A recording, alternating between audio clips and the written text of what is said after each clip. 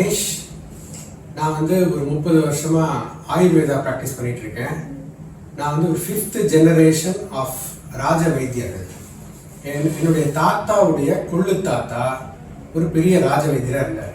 Serfoji மகாராஜாவோட court ஃபிசிஷியனாக இருந்தார். அந்த காலத்தில் அவங்க அர்தாங்கின்னு சொல்லுவாங்க.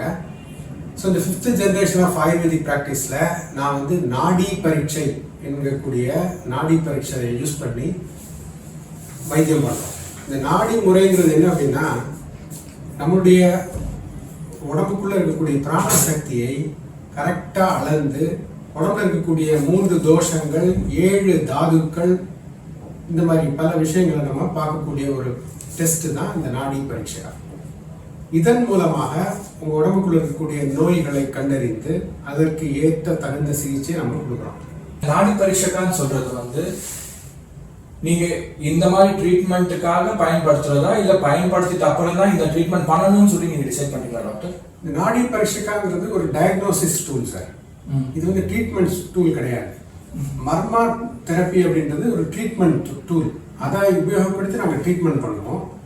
ஆனால் இந்த நாடி பரீட்சைக்காக வச்சு டயக்னோசிஸ் பண்ணுவோம். டயக்னோசிஸ்னா அந்த உடம்புல என்னென்ன பிரச்சனை இருக்கு, அவனுக்கு எந்த வர்ம புள்ளியில பிரச்சனை இருக்கு, அவனுக்கு எந்த தோஷத்துல ப்ராப்ளம் இருக்கு, வாதமா பித்தமா கவமா, இல்லாட்டி அந்த சப்த தாதுக்கள்ல எந்த தாது பிரச்சனையா இருக்கு. ஸோ யாருக்கெல்லாம் அவங்க ப்ராப்ளம் என்ன அப்படின்னு சொல்றது தெரியாம இருக்கிறவங்களுக்கு நாடி பரீட்சைக்கா இஸ் அ பூம்.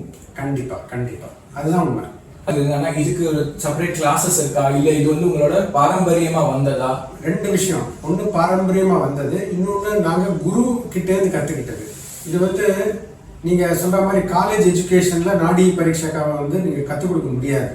அவங்க என்ன கத்துக் கொடுப்பாங்க, இது வாதம், இது பித்தம், கபம், இப்படி பிடிச்சி பாருங்கன்னு சொல்லி கொடுப்பாங்க. ஆனா பிடிச்சு பாக்குறதுங்கிறது ரொம்ப ரொம்ப கஷ்டமான ஒரு விஷயம்.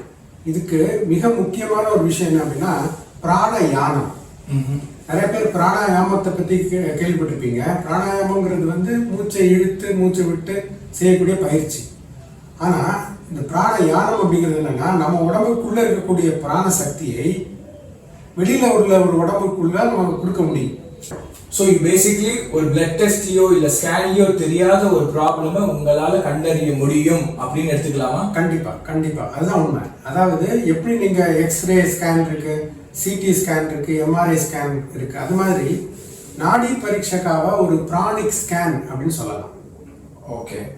ஸோ என்னோட பிராண சக்தியை உபயோகப்படுத்தி பேஷண்டோட பிராண சக்தியை ஸ்கேன் பண்ணி பார்க்குறோம்.